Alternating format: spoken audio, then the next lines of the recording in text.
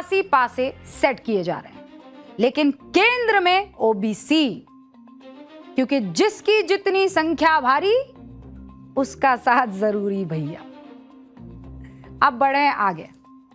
पाठशाला में अब अगली क्लास राष्ट्रीय प्रतीकों के सम्मान पर है। राष्ट्रीय प्रतीक हमारा तिरंगा, राष्ट्रगान वंदे मातरम। किसी एक सरकार, दल या राजनीति धारा की संपत्ति ये नहीं है। राष्ट्रगान और वंदे मातरम और हमारा तिरंगा ये भारत की स्वतंत्रता, संप्रभुता और विविधता में एकता के आधार स्तंभ हैं। राष्ट्र सिर्फ कोई जमीन का टुकड़ा भर नहीं होता है हुक्म। राष्ट्र बनता है उन प्रतीकों से जो करोड़ों लोगों के दिलों को एक साथ जोड़ने का काम करते हैं। एक धागे में सारे मोती पिरो देते हैं। ये काम करते हैं हमारे राष्ट्र के प्रतीक। कोई कहीं बैठा हो, वो कश्मीर में बैठा हो कि कन्याकुमारी में, वो सुदूर किसी गांव में बैठा हो कि यहां मेट्रोपॉलिटन सिटी में, जब राष्ट्र का कोई प्रतीक सामने आए तो जिसे दुनिया जमीन का टुकड़ा कहती है, उस जमीन को सबसे मजबूत रिश्ते के तौर पर देख लें। जब किसी राष्ट्र की संप्रभुता, उसके अतीत का गौरव और 150 करोड़ नागरिकों की सामूहिक निष्ठा जिन स्तंभों पर टिकी हो, उन पर आघात जब होने लगे तो चोट पहुंचे। तो सवाल सिर्फ राजनीति का नहीं रह जाता है, सवाल उस वैचारिक दिशा का बनता है जिस पर भारत को ढकेलने की इस वक्त कोशिश की जा रही है। अब मैं ये सब क्यों कह रही हूं आपसे, मैं तस्वीरों के जरिए आपको बताती हूं, एग्जाम्पल आपके सामने रखती हूं। 3 तस्वीरें दिखाइए सर, ये देखिए। राष्ट्रीय ध्वज का प्रॉप की तरह इस्तेमाल करना, उसके आकार का केक काटा जाना। केक काटने वाला कोई और नहीं, कांग्रेस, केरल कांग्रेस के बड़े नेता का होना। राज्य के गृह मंत्री रमेश चेन्निथला, जो महाराष्ट्र कांग्रेस के प्रभारी भी है। पहली तस्वीर। पंजाब में आरोप लगा कि बॉर्डर पर सटे इलाकों में कई ऐसे सरकारी स्कूल थे जहां स्वतंत्रता दिवस सरकारी निर्देशों के हिसाब से नहीं मनाया गया, ना झंडा फहराया गया, ना राष्ट्रगान हुआ। शिकायत में कहा गया कि ऐसे स्कूलों में पढ़ने वाले बच्चे स्वतंत्रता दिवस के अवसर पर होने वाली शैक्षिक, सांस्कृतिक और नागरिक गतिविधियों में भाग लेने से वंचित रह गए। अब एनएचआरसी ने पंजाब के मुख्य सचिव से सारे डॉक्यूमेंट और स्पष्टीकरण के साथ 4 हफ्ते के अंदर पूरी रिपोर्ट मांग ली है। वंदे मातरम पर चल रही बहस भी दिन ब दिन बढ़ती जा रही है। वंदे मातरम कितना गाना है, इसे लेकर कांग्रेस पूरी तरह से कंफ्यूज्ड दिखाई दे रही है। पहले आरोप लगे कि सोनिया गांधी ने 15 अगस्त को पूरा वंदे मातरम गाने पर रोक लगाने की कोशिश की। फिर गोवा में कांग्रेस अध्यक्ष मल्लिकार्जुन खड़गे ने कार्यक्रम में वंदे मातरम के 2 छंद ही गाए। कांग्रेस ने ऐलान कर दिया कि कांग्रेस शासित राज्यों में कांग्रेस के प्रोग्राम्स में राष्ट्रगीत के सिर्फ 2 पैरा ही गाए जाएंगे। कांग्रेस के कुछ नेता कह रहे हैं कि जो सेवा दल के समय से चल रहा है या चला आ रहा है, उसे ही माना जाएगा। कुछ नेता कहते हैं कि उनके धर्म के खिलाफ है, इसीलिए पूरा तो नहीं ही गाएंगे। और कुछ कहते हैं कि आगे के छंद भड़काऊ है, इसीलिए नहीं गाएंगे। यानी टोटल कंफ्यूजन। ये 3 घटनाएं सिर्फ अलग अलग राज्यों में घटी बेमेल घटनाएं अगर आपको दिख रही है तो ऐसा नहीं है हुक्म। ये कहीं ना कहीं नॉर्मलाइजेशन ऑफ डिसरिस्पेक्ट का पैटर्न है। समझे इसका मतलब? नॉर्मलाइजेशन ऑफ डिसरिस्पेक्ट यानी अपमान को आम बना देना। एक नैरेटिव गढ़ दिया गया। वंदे मातरम को 2 छंद वर्सेस 6 छंद की लड़ाई में तब्दील कर दिया गया। इस चक्कर में पूरे के पूरे इकोसिस्टम ने राष्ट्रीय प्रतीकों के अनादर को अपनी धर्मनिरपेक्षता और क्रांतिकारी सोच का बैज मान लिया।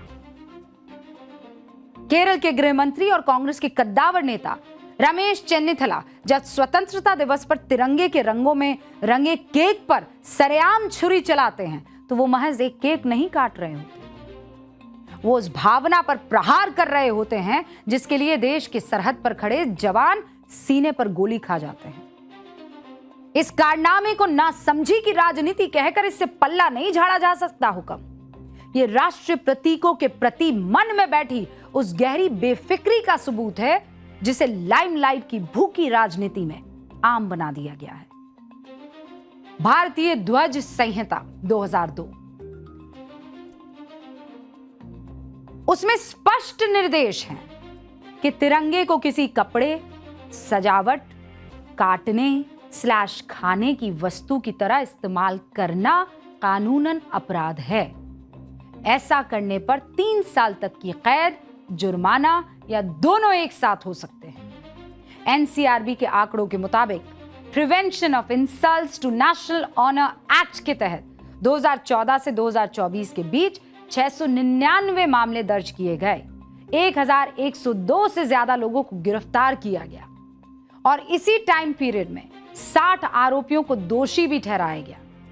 इस एक्ट के तहत 90% दर्ज मामले अभी भी लंबित है। इस एक्ट के तहत दर्ज 90 से अधिक मामले अभी भी लंबित हैं। 90%।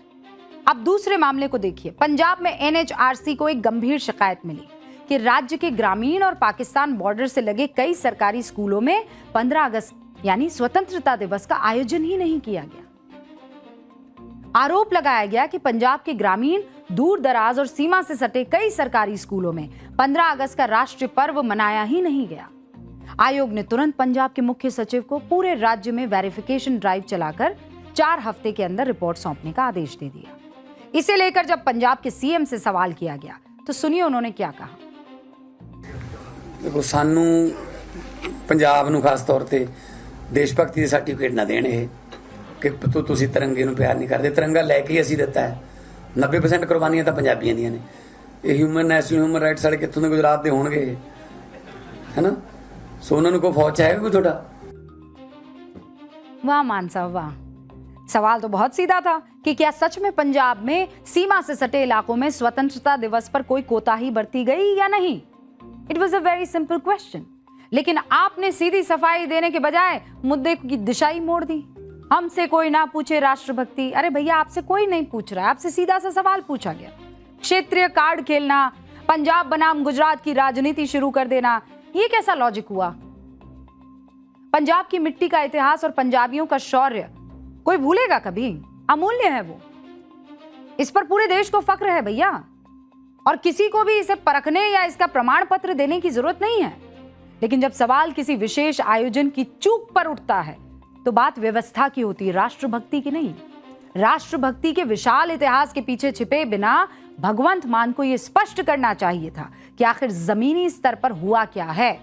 और दूसरी बात, देश की सेना और शहीदों की शहादत किसी एक राज्य या भूगोल की किसी भी कीमत पर बपौती नहीं हो सकती। चाहे वो गुजरात हो कि पंजाब हो कि तमिलनाडु हो कि राजस्थान हो कि असम हो कि कश्मीर हो कि कहीं भी, देश के लिए हर शहादत का कतरा बराबर सम्मान का प्रतीक और सम्मानीय है। संवैधानिक पद पर बैठकर किसी राज्य के लोगों के योगदान को कम आंकना या सेना को गुजरात बनाम पंजाब के चश्मे से देखना जिम्मेदार नेता की निशानी नहीं हो सकती। हो कम से कम उस राष्ट्रगान का तो मान रखना होगा और हर कीमत पर रखना होगा जिसमें पंजाब, गुजरात, महाराष्ट्र, बंगाल और दूसरे कई राज्यों का सम्मान और समान भाव से जिक्र है। अब बात उस विवाद की जिसकी वजह से कांग्रेस पार्टी पूरे देश में घिरी हुई है। वंदे मातरम विवाद पर कांग्रेस में जितने मुंह उतनी बातें सुनाई दे रही है। कांग्रेसी नेता इसे एक धर्म से जोड़कर देख रहे हैं, कह रहे हैं कि नफरत की आग लगाने के लिए अचानक वंदे मातरम को अपनाया जा रहा है। आज कांग्रेस भले ही वंदे मातरम को पूरा गाने में असहज महसूस कर रही है, लेकिन कांग्रेस पंडित नेहरू की चिट्ठियों को देखे तो उसे खुद समझ में आएगा कि वंदे मातरम पर नेहरू भी यही सोचते थे कि इसका हिंदू देवी देवताओं से संबंध नहीं है।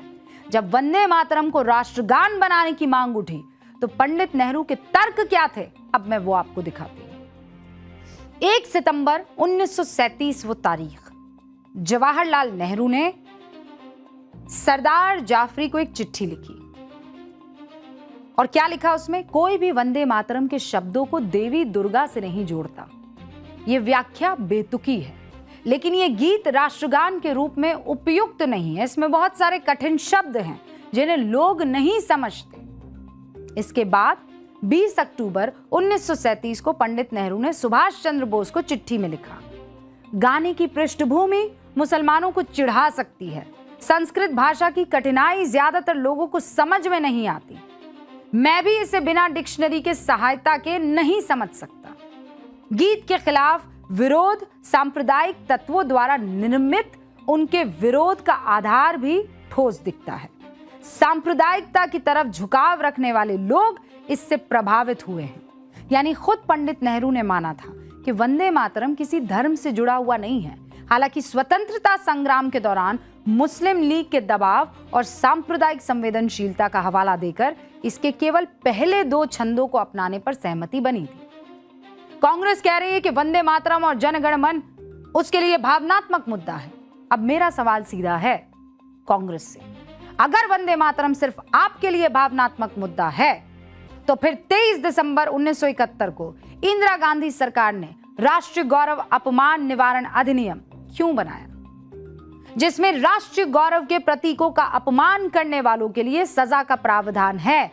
क्यों इंदिरा गांधी ने यह नियम बनाया? और सिर्फ सजा का प्रावधान नहीं है, जुर्माना है, कानूनी कार्रवाई है। क्या और क्यों जरूरत पड़ी इसकी? अब कांग्रेस के ही तर्क से अगर यह भावना का मुद्दा है तो छोड़ देते हैं भावना पर ही। मैं बिल्कुल साफ कर देती हूं कि मैं 1971 में बने कानून और 2026 में बने कानून दोनों के साथ हूं। राष्ट्रगान और राष्ट्रगीत कांग्रेस के लिए भावनात्मक मुद्दा होगा। इस देश के लिए, मेरे देश के गौरव और स्वाभिमान का यह विषय है। वंदे मातरम को हिंदू प्रतीकों से जोड़ने वालों के सामने मैं आज एक खुला चैलेंज रखती हूं।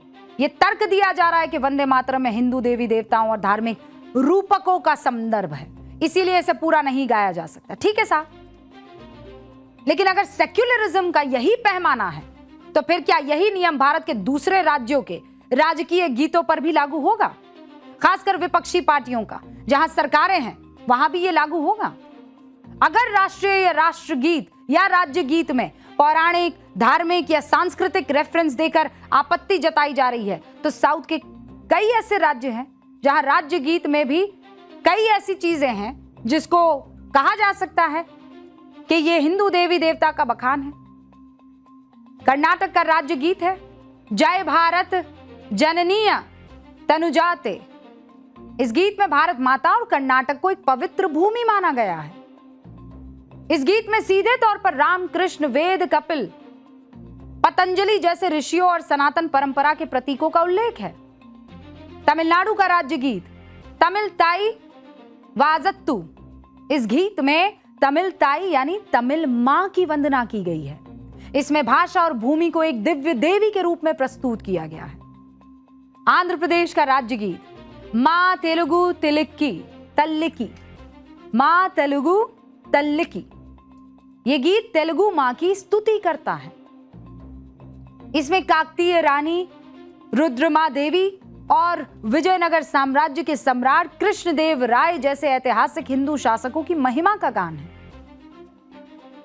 तो फिर यह तर्क वहां कैसे चलेगा? और चलेगा तो फिर क्या करेगी कांग्रेस? हिंदू धार्मिक संदर्भ होने से वो अल्पसंख्यक समुदायों के लिए असहज हो जाता है जब वंदे मातरम हो। तो फिर कर्नाटक, तमिलनाडु, आंध्र प्रदेश जैसे राज्यों में जो गीत गाए जा रहे हैं और गाए जाने चाहिए, बिल्कुल गाए जाने चाहिए, ये इनके राज्य के गीत हैं और बेफिक्री से और उसी मातृभूमि के प्रेम के साथ गाए जाने चाहिए। लेकिन कांग्रेस इन गीतों के बारे में क्या कहेगी? क्या इन संदर्भ को हटाने की मांग सोच भी सकती है? मैं बहुत क्लियर बात करती हूं, कम साफ और सीधी बात। धर्मनिरपेक्षता या किसी विचारधारा का लबादा ओढ़कर राष्ट्र प्रतीकों का अनादर नहीं किया जा सकता। उन्हें विवादों में घसीटना देश के संवैधानिक मूल्यों और राष्ट्रीय स्वाभिमान का अपमान है। बिल्कुल क्लियर बात है। और अब आगे बढ़ रही हूं इसी के साथ। पाठशाला में पाकिस्तानी भिखारियों से परेशान, और